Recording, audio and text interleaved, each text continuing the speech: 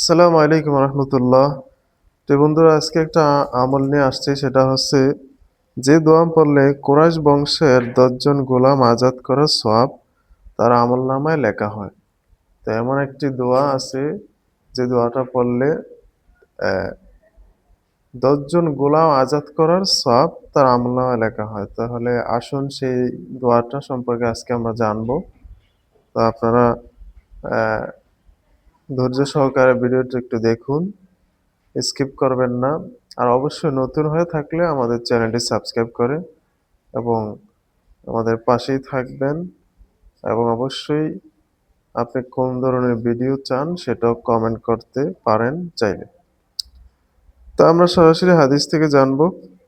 হযরত আবু আইয়ুব আল আনসারী রাদিয়াল্লাহু তাআলা আনহু থেকে বর্ণিত যে তিনি বললেন, প্রিয় নবী সাল্লাল্লাহু আলাইহি ওয়াসাল্লাম বলছেন, যে ব্যক্তি নিম্নলিখিত দোয়াটি 10 বার পাঠ করবে সে হযরত ইসমাঈল আলাইহিস সালামের বংশের অর্থাৎ কুরাইশ বংশের 10 জন গোলাম আজাদ করা সমপরিমাণ সওয়াব পাবেন।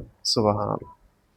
এই হাদিসটা তিরমিজি শরীফ ও ইমাম আহমদ রহমতুল্লাহ তার মুসনাদ গ্রন্থে বর্ণনা করছেন এবং আবু ঈসা ইবনে হাদিসটি গরীব সহিহ, অনেকে বিভিন্ন মতামত বলছেন। তো যাই হোক, আমরা হাদিসটার উপরে আমল করতে পারি।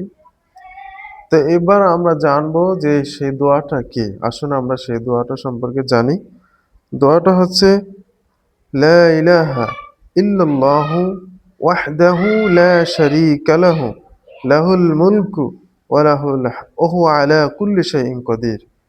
লা ইলাহা ইল্লাল্লাহু ওয়াহদাহু লা শারীকা লাহু হ্যাঁ লা শারীকা লাহু লাহুল মুলকু ওয়া লাহুল হামদ ওয়া হুয়া আলা কুল্লি শাইইন কাদির।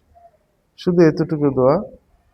অথবা হচ্ছে আল্লাহ ছাড়া কোনো ইলাহ নাই, তিনি এক, তার কোনো শরিক নাই, রাজত্ব তার, সমস্ত প্রশংসা তার, এবং তিনি সবকিছুর উপরে সর্বময় ক্ষমতার অধিকারী। এতটুকু দোয়া যদি কেউ পড়ে তাহলে তাকে সওয়াব দেওয়া হবে। ফজিলত হচ্ছে যে দোয়াটি যে ব্যক্তি 10 বার মনোযোগ সহকারে সহিত পবিত্রতার সাথে পাঠ করবে তার আমলনামায় কুরাইশ বংশের 10 জন গোলাম আজাদ করার সমপরিমাণ সওয়াব লেখা হবে। হযরত বেলাল রাদিয়াল্লাহু তাআলা এর মতে নির্ধারিত 10 জন গোলাম আজাদ করার সমপরিমাণ সওয়াব তার আমলনামায় লেখা হবে। তো যাই হোক, এই হাদিসটার উপরে আমরা আমল করতে পারি। প্রিয় দর্শক, আপনারা নতুন হলে অবশ্যই চ্যানেলটি সাবস্ক্রাইব করবেন। সবাইকে অসংখ্য ধন্যবাদ।